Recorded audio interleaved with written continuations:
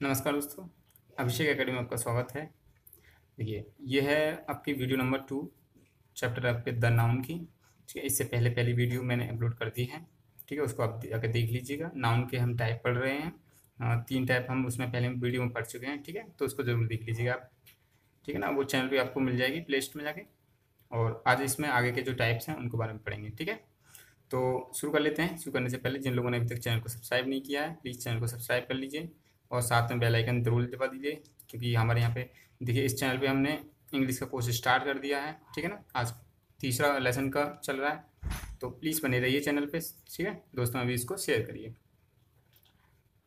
Number 4 है material noun. 3 हम पढ़ चुके हैं पहले, जिसे हम कहते हैं पदार्थवाचक संज्ञा। ठीक है, तो इसके बारे में पढ़ेंगे। देखिए, मटेरियल से समझ में आ रहा है। मटेरियल मतलब कोई भी मटेरियल हो सकता है, पदार्थ जिसको हम कहते हैं। ठीक है, लेकिन वो क्या होना चाहिए? कच्चा होना चाहिए। ठीक है, पहले एक बार इसकी डेफिनेशन समझ लीजिए, उसके बाद मैं आपको समझाता हूँ।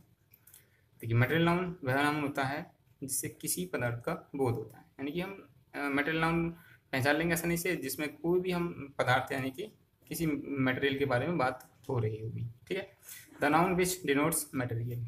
जैसे एग्जाम्पल से आपको समझा देता हूँ। जैसे कॉपर नाउन। ठीक है, ये silver, gold, ghee, coffee, would, लकड़ी, बहुत सारी कोई भी मटेरियल हो सकता है। ठीक है ना, तो ये सब क्या है? आपका मटेरियल नाउन है। ठीक है, अब देखिए, मटेरियल नाउन की आपको पहचान करने का एक तरीका मैं आपको बता देता हूँ कि देखिए, यहाँ मैंने लिया गोल्ड, ध्यान से सुनना। ठीक है, और यहाँ मैंने लिया चेन। ठीक है, ये गोल्ड की चेन है। अब इन दोनों में यहाँ लिख दिया मैंने गोल्ड चेन और ये है गोल्ड। ठीक है, तो इन दोनों में मटेरियल नाउन कौन सा है? तो इसकी पहचान आपको सीधे ये क्लियर रखना है कि जो कच्चा पदार्थ होगा वही मटेरियल नाउन होता है। यानी कि जिस पदार्थ से जो चीज़ बनी है वो मटेरियल नाउन नहीं होगी, जिससे बनी है वो मटेरियल नाउन होता है। यानी कि जो ये सोने की जो चेन है, ये किससे बनी है? सोने से बनी है। ठीक है ना, तो गोल्ड चेन जो चेन है ये मटेरियल नाउन नहीं है। जो जिससे बनी है वो, चाहे वो सिल्वर से बनी हो, गोल्ड से बनी हो, चाहे वो किसी भी और आइटम से बनी हो। ठीक है ना, तो जो कच्चा मटेरियल होता है यानी कि जिससे हम किसी आइटम को बनाते हैं वो होता है आपका मटेरियल नाउन। ठीक है ना, तो ये आपको ध्यान रखना है। आगे देखते हैं।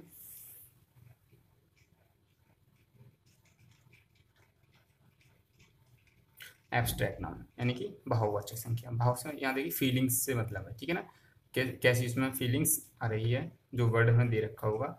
एब्स्ट्रैक्ट नाउन वह नाउन होता है जिससे किसी वस्तु के गुण, दोष, कार्यविधि या अवस्था प्रकट होती है।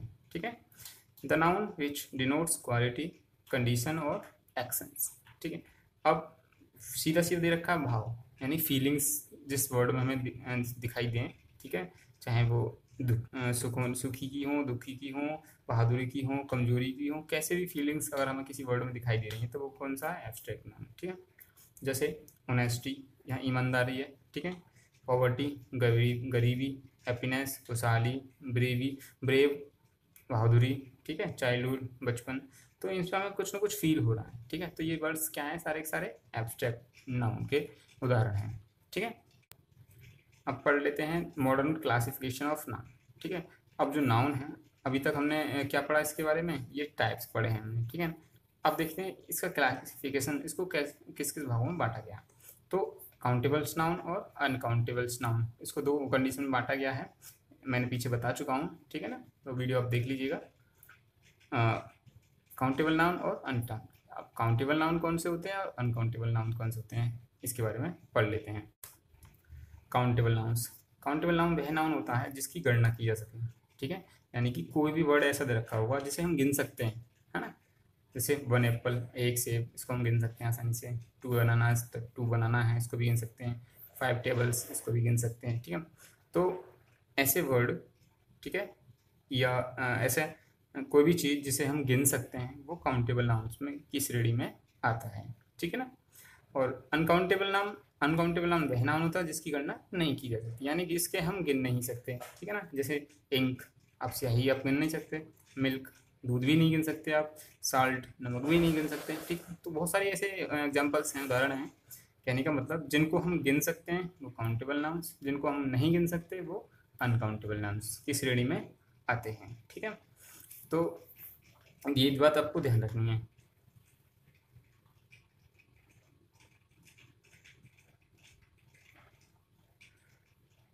हमें छोटा सा नोट दिया है, काउंटेबल नाउन्स का प्रयोग सिंगुलर नंबर और प्लूरल नंबर दोनों में किया जा सकता है। ठीक है, अब यहाँ पे कंडीशन ये होती है कि जो काउंटेबल नाम है वो सिंगुलर यानी एक वचन और प्लूरल यानी बहुवचन दोनों में उसको हम प्रयोग कर सकते हैं। ठीक है ना, जैसे पेन का पेन्स बना सकते हैं, चेयर का चेयर्स बना सकते हैं, बॉय का बॉयज बना सकते हैं। ओके, अब अनकाउंटेबल नाउन की कंडीशन है कि उसे प्लूरल मतलब बहुवचन में प्रयोग करना संभव नहीं है। ठीक है ना, तो ये आपको ध्यान रखना है नोट्स में। ठीक है, ये अलग से मैंने लिखा है, ध्यान रखना कि अनकाउंटेबल नाउन्स जो होता है वो प्लूरल में यूज नहीं होता है। ठीक है, उसमें मतलब संभव ही नहीं है, और जो काउंटेबल होता है वो सिंगुलर और प्लूरल दोनों में यूज हो सकता है। नंबर्स यानी कि वचन। ठीक है, अब ये कितने प्रकार के होते हैं? दो प्रकार के, सिंगुलर यानी नंबर यानी कि एक वचन,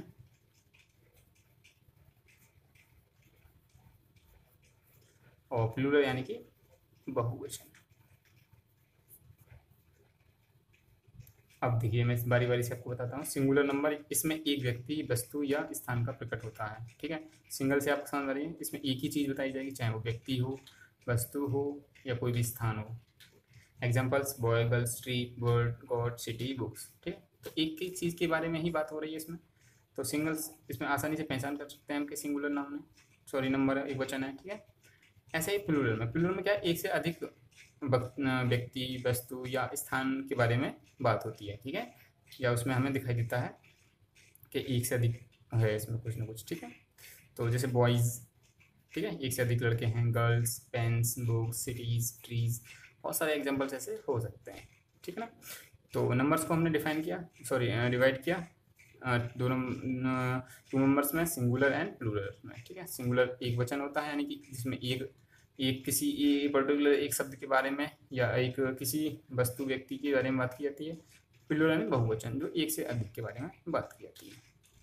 ठीक है, अब हम पढ़ेंगे सिंगुलर नंबर से प्लूरल नंबर बनाना। ठीक है, कि क्या कोई नंबर दे रखा है, ठीक है, सिंगुलर है, उसको हम प्लूरल कैसे बनाएंगे, अब वो उसमें पढ़ लेते हैं। तो इसमें कुछ कंडीशंस हैं और कुछ रूल्स हैं, वो आपको पढ़ने हैं। ठीक है, तो पहला है, कुछ नाउन के अंत में एस लगाते हैं। ठीक है, यानी कि कुछ ऐसे नाउन्स होते हैं जिसमें हमें एस लगाना पड़ता है, जैसे बॉयज़, तो बॉयज़ को हम बॉयज़ कर सकते हैं, गर्ल्स को गर्ल्स कर सकते हैं। ठीक है, बहुत सारे ऐसे एग्जाम्पल्स होंगे। ठीक है, जिन नाउन में हम एस लगा देते हैं, तो वो क्या होता है, सिंगल से प्लूरल यानी एक वचन से बहुवचन बन जाते हैं। दूसरा रूल कहता है आपका कि कुछ नाउन के अंत में ई एस लगाना पड़ता है। ठीक है, यानी कि ई एस लगाने से वो बहुवचन बन जाते हैं। जैसे क्लास, ठीक है, एक क्लास है, उसके बीच मैंने ई एस लगा दिया तो क्लासेस, एक से अधिक क्लास हो गई। बेंच, बेंचेस हो गया। बॉक्स का बॉक्सेस हो गया।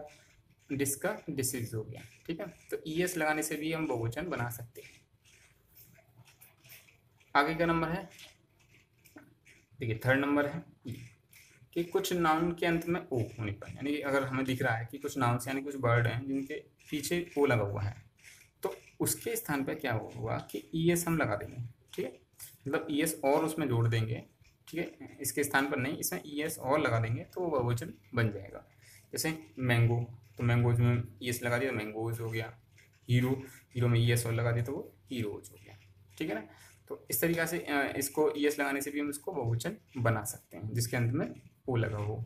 ठीक है, देखिए, परंतु जो तीसरा नियम मैंने बताया तो उसमें एक नोट है, परंतु कुछ शब्दों में यह नियम लागू नहीं होता, यानी कि कुछ में अगर ओ बीच में होता है तो ई एस नहीं लगाएंगे इसमें। ठीक है ना, तो जैसे पियानो, तो इसमें हम पियानो में ई एस नहीं लगाएंगे, केवल एस लगाएंगे। ठीक है, तो पियानो हो जाएगा।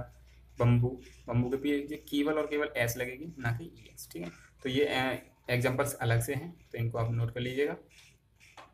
नंबर 4 देखते हैं रूल में कि कुछ नाउन के अंत में वाई हो और वाई से पहले व्यंजन आ रहा हो, यानी कॉन्सोनेंट्स अगर हो तो।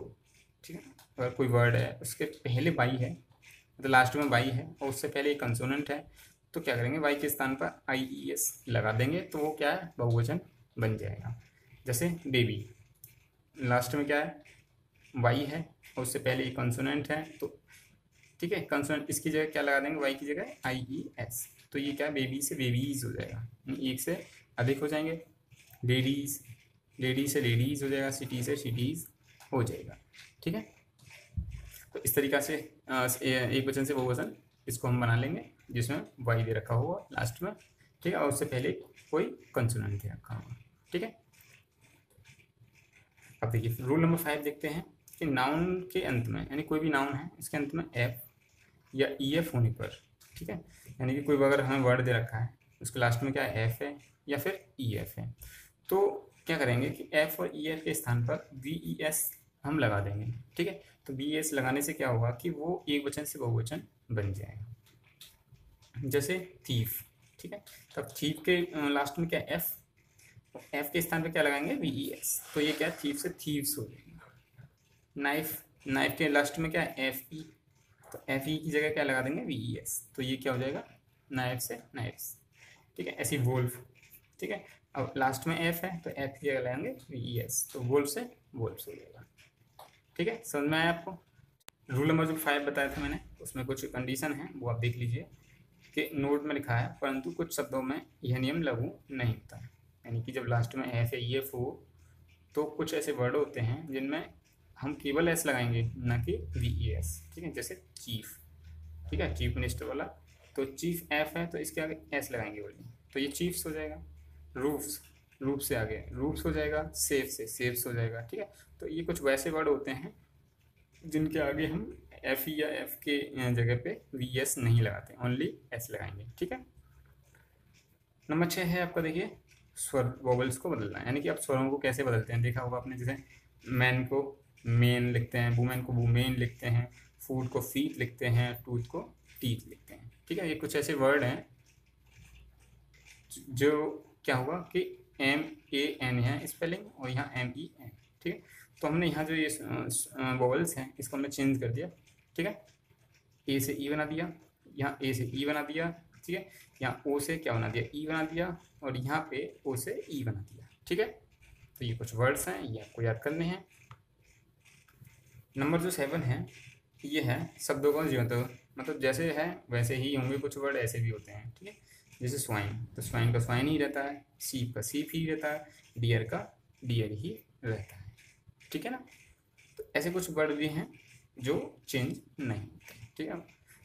तो आज की वीडियो में इतना ही, ठीक है। वीडियो अच्छा लगा हो तो वीडियो को एक लाइक कर दीजिएगा, ठीक है, और चैनल को सब्सक्राइब कर दीजिएगा, और वीडियो को दोस्तों में शेयर ज़रूर कर दीजिएगा, ठीक है, ताकि सभी लोग देख सकें। देखिए हो सकता है अभी देखिए आपको पता है कि स्कूल नहीं पढ़ पा रहे हैं, तो आपकी पढ़ाई में कोई भी डिस्टर्बेंस ना आए, इसलिए हम पूरी कोशिश कर रहे हैं कि आप अच्छे से घर पे पढ़ सकें, ठीक है ना। ध्यान रखिएगा, अच्छे से पढ़िए, ताकि आपको ये ना लगे कि स्कूल खुले नहीं है तो हमारा सिलेबस कंप्लीट नहीं हो पाएगा, ठीक है। तो मैं आपका सिलेबस पूरी तरह से कंप्लीट करा दूंगा, आप इसी बात की टेंशन ना लीजिए। इंग्लिश के साथ साथ मैथ का भी करा दूंगा, और सब्जेक्ट का भी मैं कोशिश करूंगा कि सब सब्जेक्टों का धीमे धीमे हो जाए, ठीक है। तो अगले वीडियो में मिलेंगे, तब तक के लिए गुड बाय।